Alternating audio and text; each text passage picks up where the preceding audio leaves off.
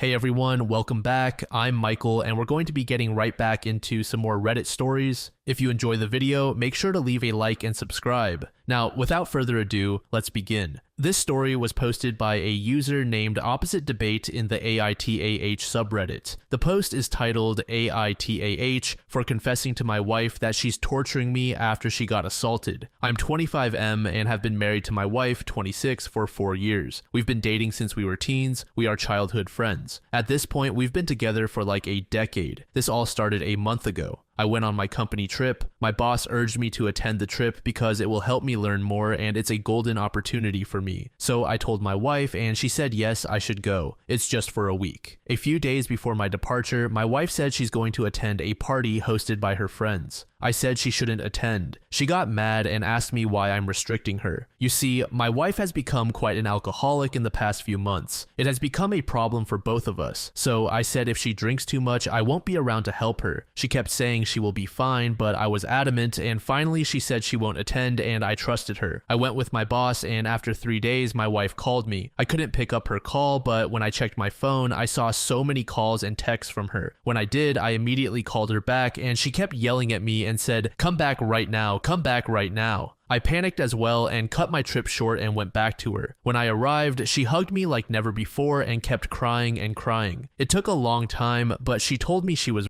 raped. I asked her about the details and she told me she was raped by a bunch of guys after she got drunk. To this date, I don't know who these guys are. I asked her multiple times, but she just said she doesn't want to tell me. I asked her to press charges and she said no. It will ruin her life even more. This has been going on for a month now, but a week ago she went full on crazy mode. She basically glued herself to me. Even during shower or bathroom, I see her everywhere. She went as far as locking our house from inside. I talked to my boss and explained, and he gave me some time to fix it all. Yesterday, I told her she's going too far. She had locked me and herself in our bedroom and didn't let me go anywhere. When I ask her why she's doing this, she said she's scared that I will abandon her. She hugs me so tight, even I feel uncomfortable. And when I had enough, I said that she's torturing me. You don't tell me anything. I am trying to help you, but you don't care. After I said this, she's crying nonstop, and if this goes on, it's going to cost me my job. I won't even be able to feed myself, forget about feeding her. But the way she is, I think I went too far. Did I say something I shouldn't have? I don't understand anything at this point. User Fuzzy Mike said, "This is way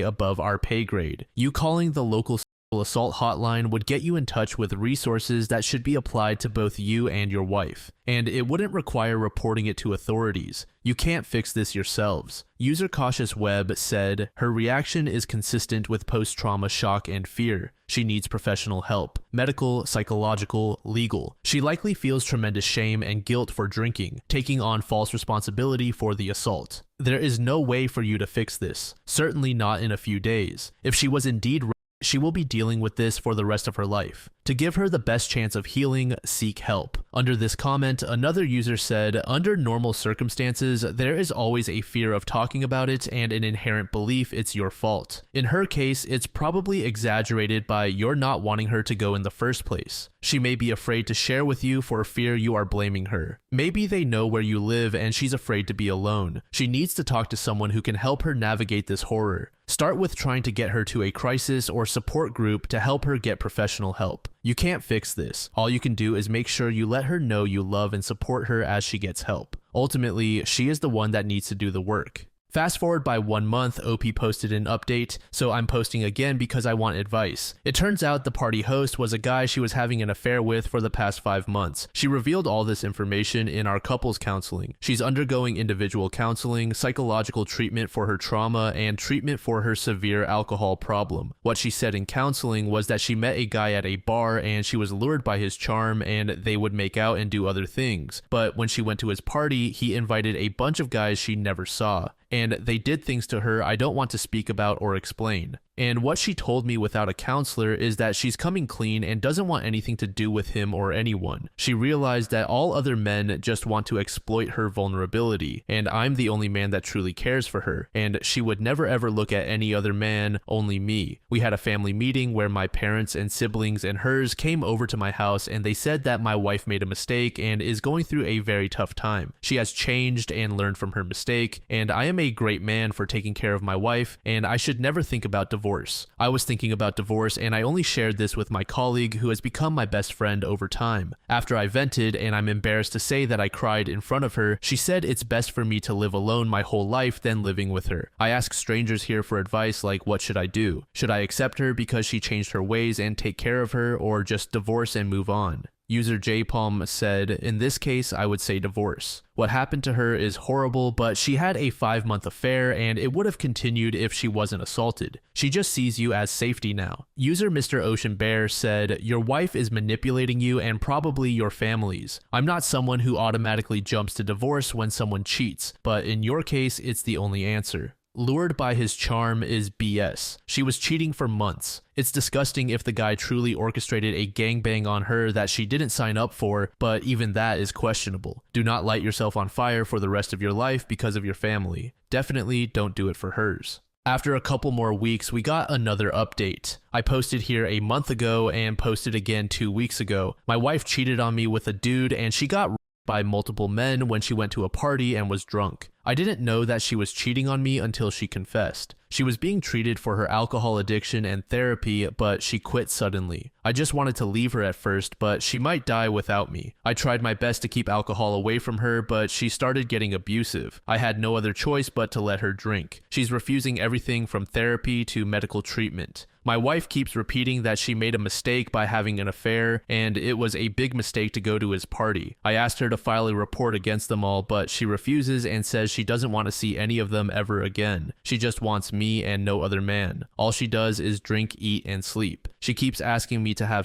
sex with her. I have to push myself just to satisfy her. She has become unhygienic as hell. I carry her to the tub, wash her, and I even washed her ass, and she doesn't even care. She keeps repeating the same thing again and again, that she's sorry. She wants me to have sex with her multiple times every day, and she just drinks. I had no other choice but to quit my job and freelance because if I am not around her, she might go to extremes. I feel like she's suffering and she needs help. She made a mistake of cheating on me, but who doesn't make mistakes? I feel like she will be with me forever, and I finally found out that others only took advantage of her, but I also feel that she's ruining me. I want to help her, I want to stay with her, but if she just sleeps and drinks and I have to get her in the bathroom, then I cannot continue this. I love her way too much to just leave her like this, but I also think, what will she do once she's pregnant? Would she still rely on me? Would she not take care of my child? Is there a way to fix her and get her normal? I'm slowly going crazy. I can barely work and think properly. A deleted user said, can we stop this? This is what your 4th update with the details of abuse, alcoholism, and filth. You're being abused. You know you're being abused. So what's the point of detailing all the above here? Do you want people to try to tell you what you already know? You were told you should leave in some very kind and not so kind words. The only thing that has changed is that she's gotten worse. At this point, it seems like you're just writing disgusting details to get off to or something. Stop it, please.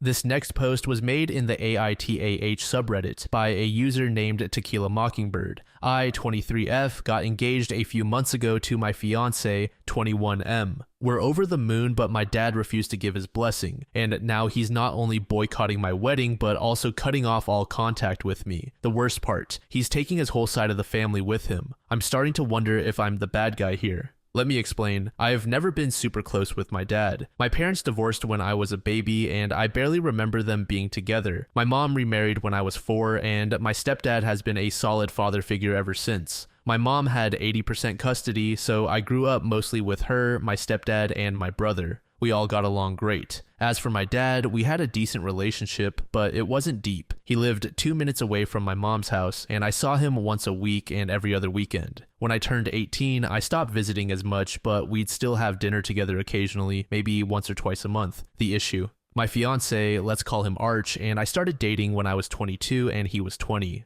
We met at a youth group and quickly became best friends. I know it seems fast to some, but when you know, you know. I can't imagine my life without him. Before proposing, Arch wanted to ask for blessings from both my mom and stepdad as well as my dad. My mom and stepdad were thrilled and gave their blessings immediately. My dad, however, wasn't as cooperative. He dodged Arch for weeks, despite being retired and having plenty of free time. When they finally met, my dad came prepared with 2 printed letters, one for Arch and one for me, stating that he would not give his blessing. He didn't even let Arch ask the question before handing over the letters. He also scoffed at the fact that Arch asked for my stepdad's blessing, calling it ridiculous. Arch defended my stepdad, but the damage was done. He came home upset, and after some prying, he told me what happened. I was hurt and felt disrespected, especially with how he dismissed my stepdad's role in my life. After cooling off for a few days, I met my dad at a park to talk things out. It didn't go well. My dad told me he wasn't coming to the wedding, and neither was his side of the family. I asked him directly, if I get engaged, you won't come to the wedding. He flat out said no. I then asked, if I go through with this, are you saying you want nothing to do with me? His response, no sweat off my back. That's when I lost my composure. I was holding it together until that point, but his indifference hurt me deeply. He insisted we needed to wait 2 more years to get engaged, and maybe then he'd reconsider. He ended the conversation by saying he wouldn't pay for the wedding or be involved in any way. A few days later, Arch proposed. It was perfect. Our families were there, and it was a magical night. We posted about it on social media, and while we were showered with congratulations from friends and family, there was complete radio silence from my dad's side. I started second-guessing myself. Maybe I had been too hasty. Maybe I was in the wrong. So I reached out to him. I texted a heartfelt message telling him I wanted him at my wedding, that he's my dad, and I wanted him to walk me down the aisle. His response: he asked for my email. Confused, I gave it to him. A few hours later, I received a long, emotionally charged email. He accused me of disrespecting him and ruining what should have been a special time between a father and daughter. He said Arch and I were responsible for the destruction of our relationship and that it would take enormous effort to repair things. His final words were, "But you got exactly what you wanted. My mom, stepdad, and Arch's family are all supporting us. My mom and stepdad have offered to pay for the wedding since my dad backed out. Wedding planning has been fun, but this whole situation has me questioning whether I really am in the wrong." Edit.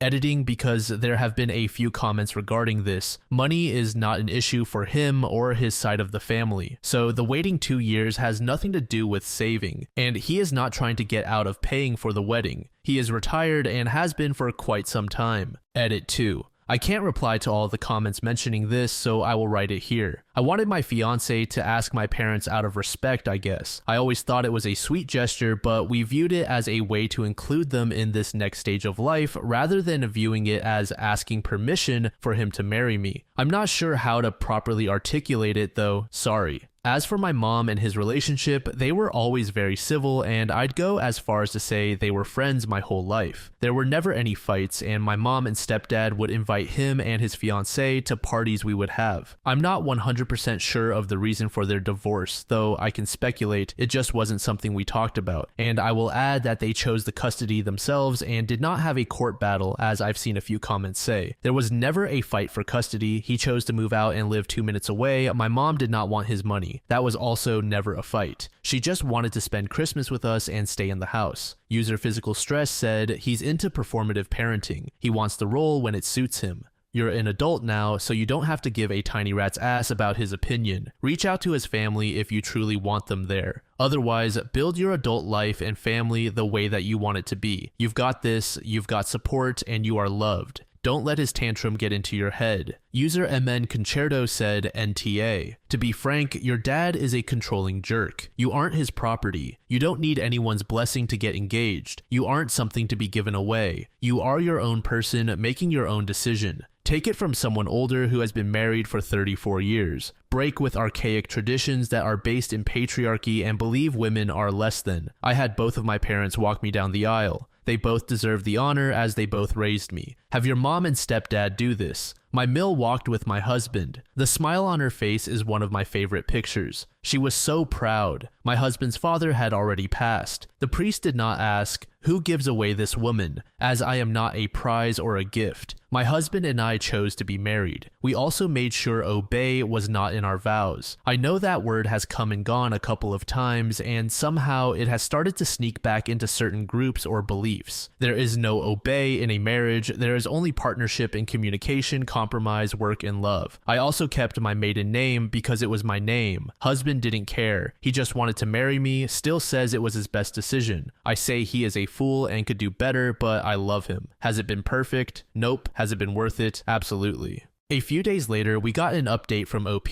This whole thing went down about 4 months ago, and I hadn't spoken to my dad since until a few days ago. He texted me, which I didn't notice right away since I've had his notifications silenced. When I finally saw it, I was walking out of work and literally dropped everything. I dropped my Celsius and the lip liner that rolled out of my bag. You will be missed. His message said, I am texting you because we need to have a conversation. I debated whether to even respond, but my peace of mind got the better of me. I texted back, I'm open to having a conversation with the intention of moving forward, not rehashing the past. We scheduled a call for the next day. Fast forward to the call, he starts by saying he loves me and that hasn't changed. Then almost immediately, he switches to how upset and disappointed he is that he had to reach out first. He then asked if we've set a wedding date. I told him it's late next year, hoping maybe he'd changed his mind, but nope. He followed that up with, do you have a venue? I said yes. His response. So this is happening. Well, I'm not telling anyone in the family not to go. That's their choice. There aren't sides. I tried to explain that there are sides because no one in the family knows my side of things. I'm not super close with that side of the family, except for my grandma, who made it clear she's on his side. He cut me off, saying he didn't want to be on the phone long, and that's all he had to say. I asked if I could ask a question before he hung up, and he agreed. So I asked, do you stand by your decision not to come? His answer, it depends on how I'm treated. At this point, I'm floored. I asked him to elaborate because I've never been disrespectful to him. And then it all came out. He feels like he deserves the title of father of the bride and thinks it's completely disrespectful to him if I let both him and my stepdad walk me down the aisle. He went on to double down and say that my stepdad should never have been asked because it wasn't his blessing to give, and he's my biological father. He would only consider coming to the wedding if he's treated with the respect he deserves by having the sole title of father of the bride. And then, the kicker, he told me that my mom needed to call him to talk about all of this. Well, my mom is having none of that. She's refusing to call him, rightfully so, and is protecting her peace, as she should. If he wants to talk to her, he can pick up the phone and let her know that himself. I'm still reeling. Originally, I was fully planning on sending him an invite, but now, I don't even know what to say. The whole thing feels so messed up. My fiance's parents are upset, and so are my mom and stepdad. I'm honestly at a loss. I didn't expect to be giving an update this soon, or at all, but here we are. I haven't spoken to him since that call, and I'm thinking about writing a letter to him. I want to take a few days to calm down first, though, before I decide anything. If I do send something, I'll update again. For now, this is where things stand. Userfire or Water said, you have a narcissistic black hole for a bio father. He will literally move the goalposts throughout your wedding planning to make sure you know how important he is, and if you don't comply one time, he's out. The trash took itself out. Don't drag it back in. It hurts to know that this isn't about you. It's all about him and his fragile ego. If people see your stepdad walking you, then they'll know what a shit father he really was. I didn't invite my dad to my wedding. It was a grueling decision and I don't regret it one bit. Enjoy your wedding in peace. User Actual Moment said, you're entertaining this man too much. He is the same man who did not raise you, the same man who emotionally abuses you, the same man who is making one of the best moments in your life about him. If you continue to give him power, you will ruin this day for yourself and your fiance. Take back control, stop communicating about his place in your wedding, and enjoy the wedding planning. Hopefully, this is your one and only time getting married, so make it a joyful one.